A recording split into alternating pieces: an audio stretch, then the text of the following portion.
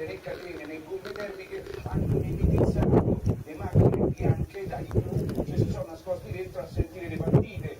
La metropolitana, quella funzionava, per funzionare funzionava, ma tanto non potevi scendere, non potevi arrivare ai Raponi perché le scale delle stazioni erano ghiacciate e quindi o affittavi una guida alpina o facevi una portata con gli altri e con gli altri passeggeri verso casa, per dire.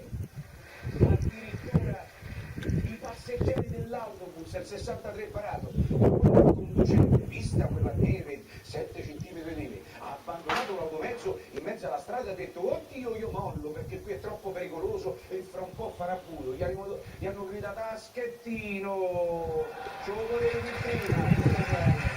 Ah,